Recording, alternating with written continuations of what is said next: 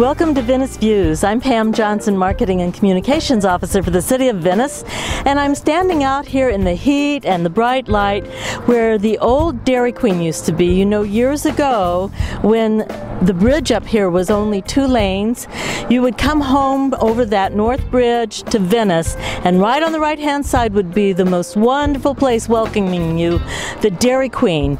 And it was fabulous, that taste of vanilla custard ice cream. I can taste it now. And the person who was responsible for that place is with me today. I want you to meet Bob Briner. Bob, thanks for being on Venice Views. Thanks for having me, Pam. And we're going to talk to you all about the things that Bob knew here in Venice probably 50 years ago. Is that when you came? 53. 53 years ago. So stay with us and we're going to give you a little tour of what Bob knew about.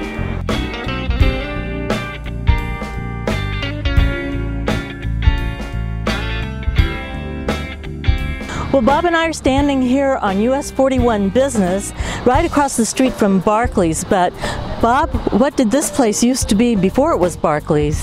It was the Venice Motel, the first motel in Venice. My folks built it in 1950, and we had it 4 years before they sold. And motels were the newest thing in those days. We had hotels, but no motels. So tell me how your parents got to Venice. Well, they always went to Cuba and Miami in the late 30s and early 40s. And in 47, they decided to wander across the Tamiami Trail. Ended up at the old Mayaca Hotel for the night, which was where Al Tribune is now. And then they ate breakfast downtown, and all the real estate offices, they decided to browse around and ended up buying a home on the spot, paying $8,000 for it, completely furnished, and came on home. And then we 3 children, and Mom and Dad came down for the month of August that year. Oh, what a great arrival. And your dad actually built some of these buildings. You can see a 2-story building right through there. Your dad built that? Yes, and the one behind it, which was a Sunshine Press, maybe when you came yet. Yeah, yes, Sunshine Press. And then the Moose Hall, which was a cabinet shop originally that Dad built. And the last of his property along Tampa, he sold to the canal. Okay. So he owned from 41 back to the railroad station originally. So you've seen a few changes here, Bob. Oh, do you think just a few? I think we've seen many changes. As an old-timer and a small-town person, it kind of has grown too much, but it's still a small town to any metropolitan people who come. So they take great pride and joy in it. Well, here we are in Bob Briner's beautiful Venice home, and we're talking about these wonderful photos of the life that he knew here in the 1950s, especially, Bob. You've been here quite a long time. You told me earlier 57 years, right? 53 years, okay. Okay, well, maybe by the time this airs. Well, this is a photo of your parents' motel. It was, what, the second motel? The first motel. The first motel in Venice? How do you think we had the name Venice? Is that right? Tell me about that motel. Well, my folks built it in 1950. It was quite a large one for a first motel in town. They've only had hotels up to this point. And they had like 14 overnights and 4 efficiencies and a 2-bedroom home. And it was quite a big adventure financially for my father.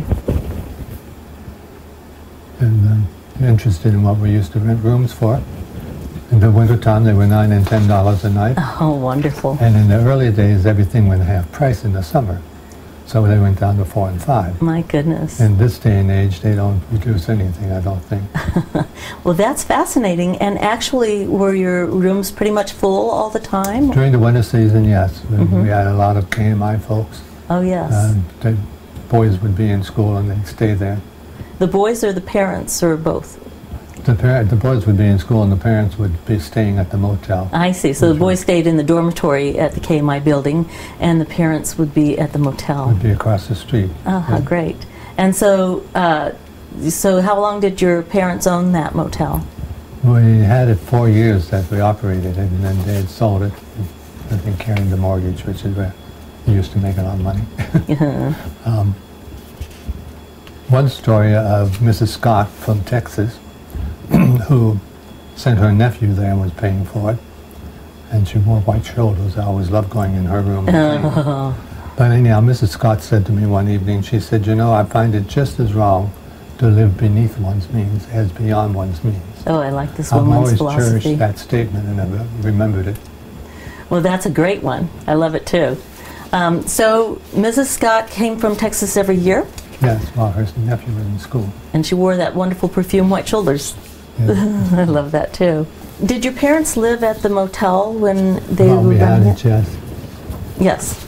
And then they bought a house on Groveland, I believe. They bought the house in '47. Oh, okay.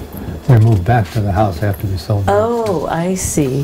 So this is your mother. This is your mother Yes. in front of the Groveland house. Yes. So okay, tell me the story again now. They came they came from Miami and stayed at a motel. Hotel. We had no motel. Hotel, This because you all built the first motel.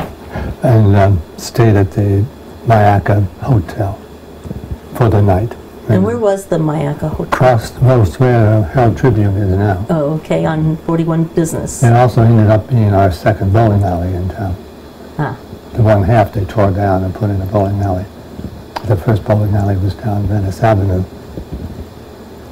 And Mama's all dressed up there, nowhere to go, I'm sure. Well, tell me about your parents. Were they very socially active in the community? Did they have a lot of friends, and what did they do for recreation? Work. My father was a workaholic. He stood among the top 10 in eastern Pennsylvania after the war for selling Hudsons. Hudson, a car? Oh, I see. And that's how he made the money that he had to... Well, and then we had a soda fountain in the garage, and he sold electrical appliances. We had pinball machines and pool table, jukebox, you know, country life, everything gathered at a store or something, you know, gathering place. And I may have said before, put up for the night at the Mayaca Hotel.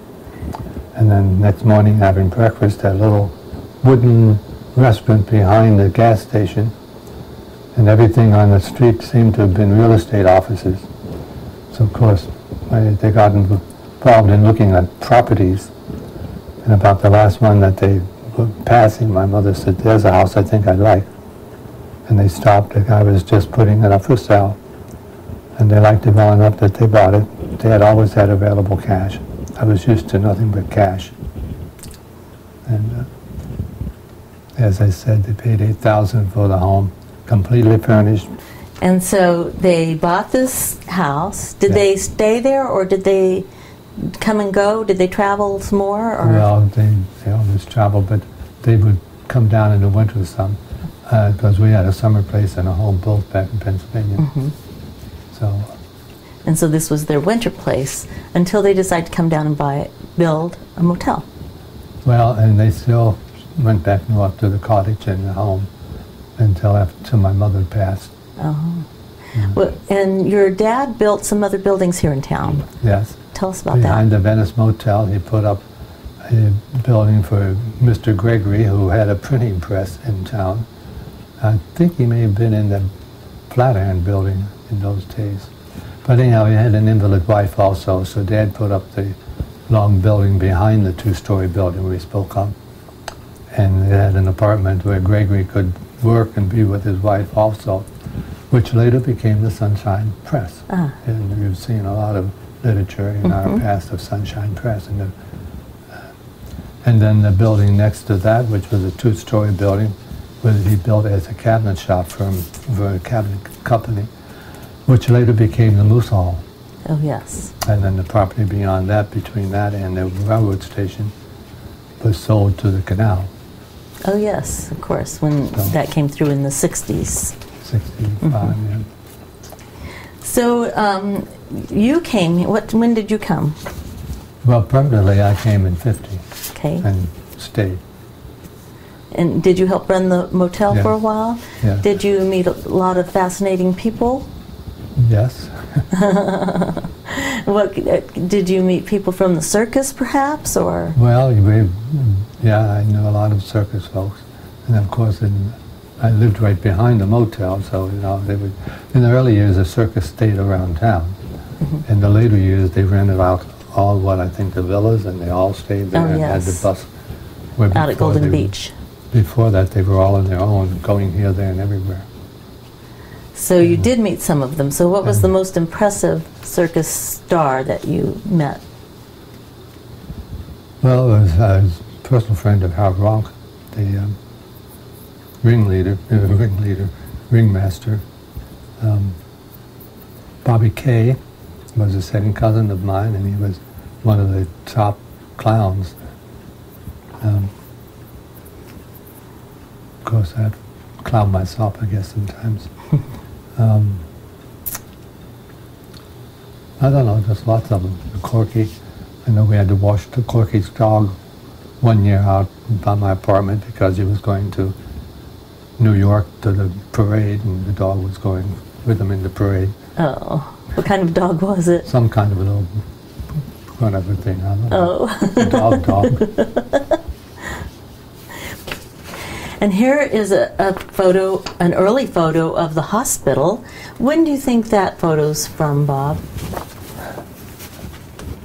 Well, it's the first addition to the hospital from the old apartment house that we had.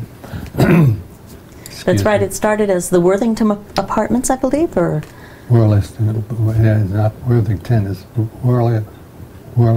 Worthington, I think. Mm-hmm. Worthington was different. The tongue twisters. Oh.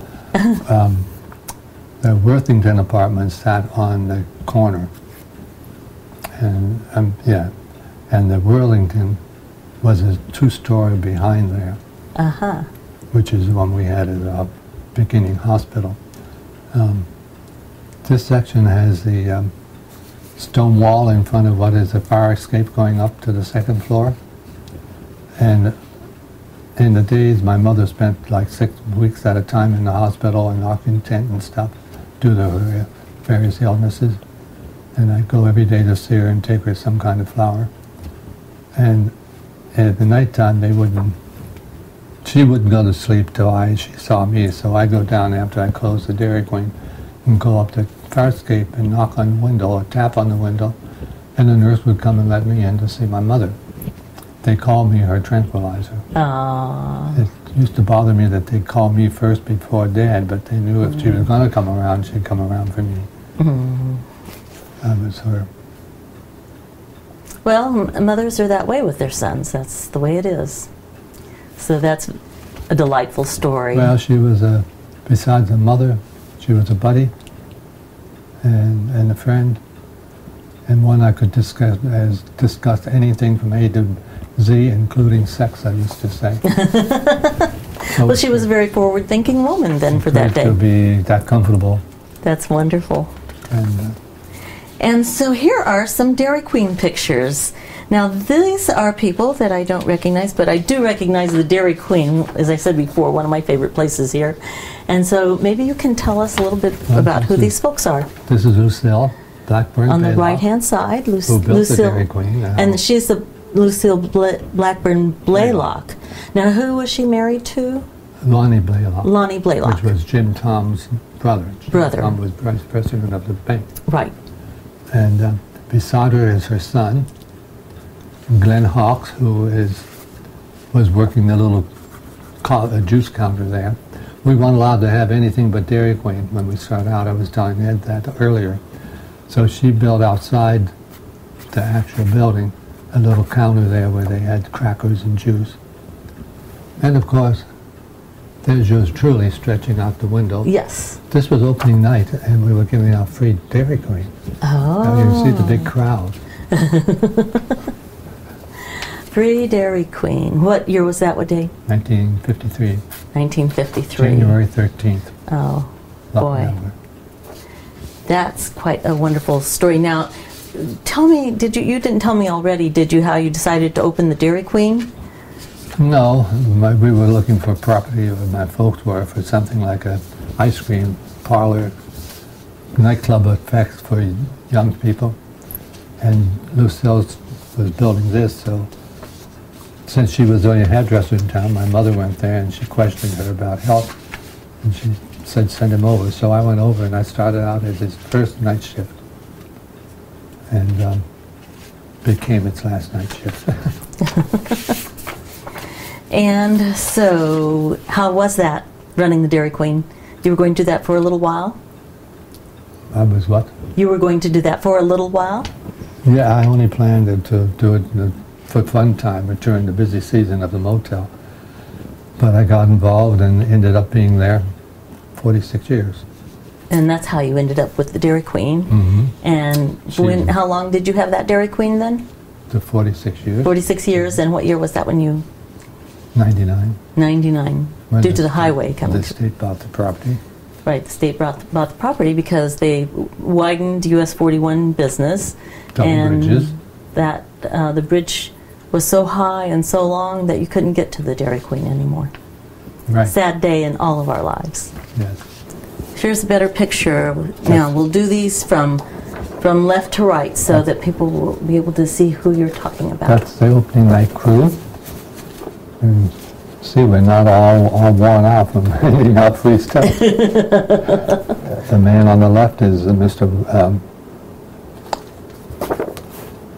I want to say Worthington, and that's not it. But he's the one that she bought the franchise from. The next is Glenn Hawk, who was going to be an older lady who used to play sound movies, the piano. Oh, my goodness. And she was doing the little, we'll call it a coffee counter outside. Charming Lucille Baylock. Mm-hmm. Veronica, who was the day shift. Her son, who was no shift. He was kind of late. And I was going to say, where am I? Well, I'm sticking above the other heads. There you go. There you are. The tallest one always in the picture. Yeah. How tall are you, Bob? Or? I was 16 and a half. I think I'm shrinking a little. That happens. But so at your tallest, you were 6'3" and a half. Very good. And this is your dad's That's the building directly behind the motel. The two-story building. Two-story. And you recognize those people there? Yes, that's Bruce and my neighbor Louise moving out. There were 2 apartments upstairs and 2 storerooms down. And so you lived in one? I lived on the upper on the south side. I see. That's my plan. Uh-huh. And the other side, downstairs, was a dance studio. Oh. And then I lived there nearly 10 years. After my mother died, I moved up there. And at that point, they're still on Groveland. And the new guy was going to double the rent and all that jazz. So in the meantime, I ended up buying this lot, and building this home, which I moved in 74. This building still exists. However, now they have built single stories going north. That was all bushland when I lived up there. Oh yes, along Hatchet Creek, I suppose. So it was kind of wild and naturalistic. Well, they can sense that. It was, yes. I used to go sunbathing out there, nude. It was that private. Yes. Yes, a lot of building around there. Behind the Dairy Queen, there was nothing but underbrush again. Oh, until you got to Luna, I guess. Well, yeah, that was then, of course, the Mrs. Seeley building, the Italian Villa. Yes, the Italian Villa, yes. And you said that it was there was another restaurant that had moved in there? Reese's. Came in the winter. Now, did this... Yes, I recognize that. Yes, okay. My sister's house. Oh, your sister's house, okay. And where was that? Across the street from our house. On Groveland? Yes. Okay, I'll just show that very quickly. So one house down from us there on the other side.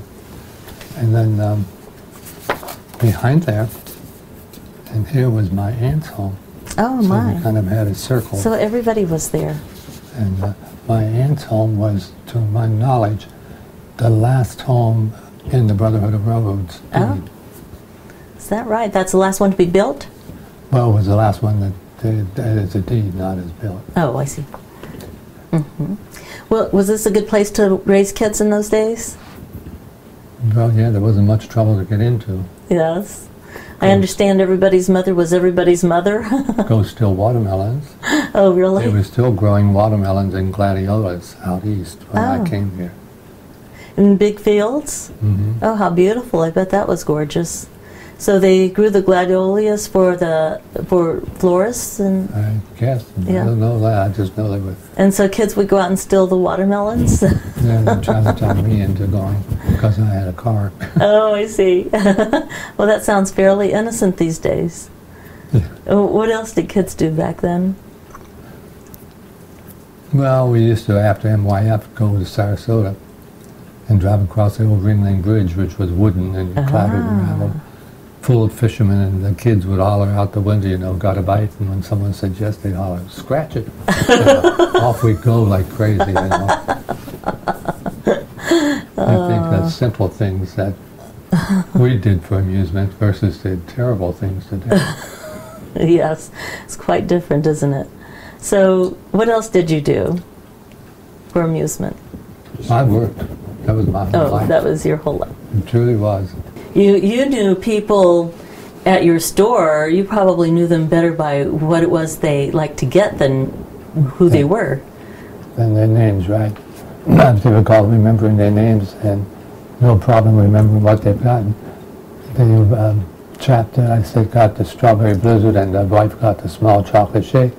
They were from Chicago. They weren't even here all the time. And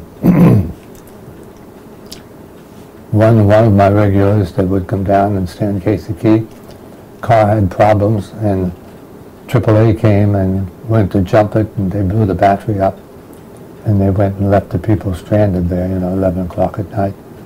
So I walked home across the street and got my almost new car and let them take it home for the night. Oh my goodness. But there again, we're back in good times. Yes, who would ever dream of doing that today? That's wonderful. So, and you got your car back? I got my car back. That's so great. Now, did a lot of people go to the beach and to...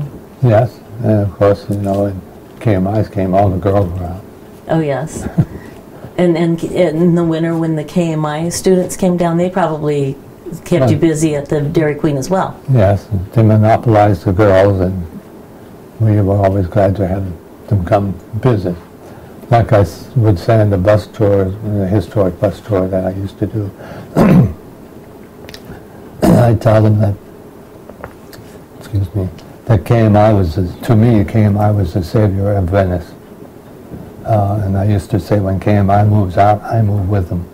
But by the time they moved out, we had grown in population year-round. We'd grown in winter and summer tourists as well as winter tourists.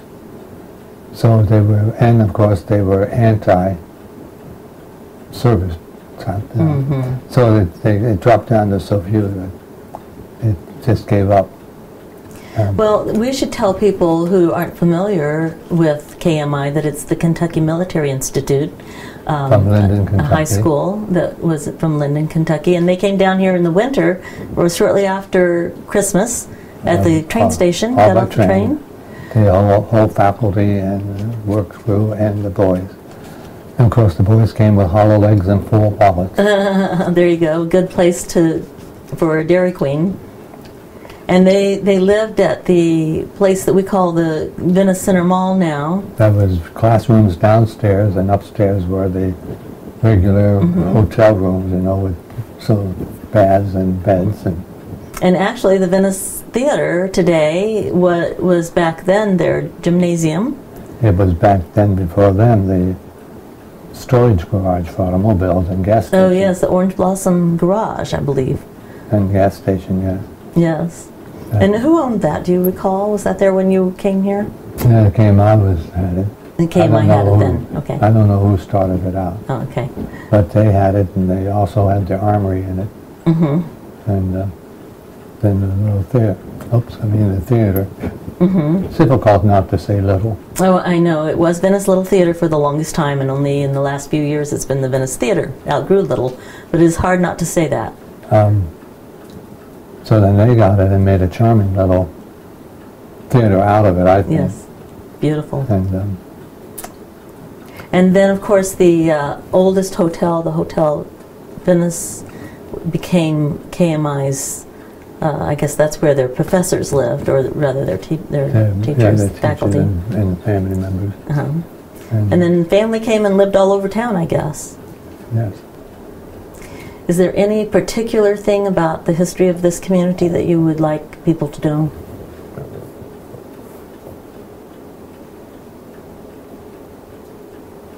Well, I just hope they continue taking interest in carrying on our heritage, since we are a unique city. Yes, we are. You've traveled a lot of places. How did you get to travel so many places around the world? Through Dairy Queen, basically, in our conventions, and after, they always had a post-convention tour, and to some someplace outside of the country. Every 2 years we went, so. And then I would close up for 3 or 4 months every 2 years. Uh-huh. In the summer? In the winter. In the winter? You closed Dairy Queen in the winter? Oh my goodness. They were my slowest months. Oh, that's incredible. And I say, you know, you don't want to close when you've got the money coming in. That's right. So that's interesting that your business would be slower in the winter. Perhaps because... Well, it used to be 3 months of the winter that we really had income. And then as it kept increasing, I would say, you know, I think the time's going to come when my season is going to reverse, which it actually did. It went from, instead of from January through March, it went from March through Labor Day. Oh, interesting. And that must have been when we were getting more people here, and people were living like people do everywhere. It gets hot in the summer and go get ice cream. And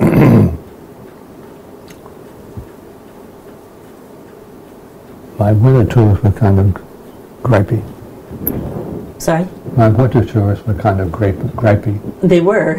Everything is bigger back north, and we don't pay tax on food back north. Could have stayed home and had weather like this. So I look in my plate glass window and see myself and I say, gee, am I God?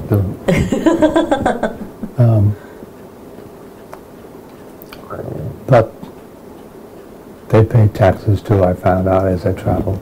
Oh, yes. And they have bad weather that they can't provide for us also.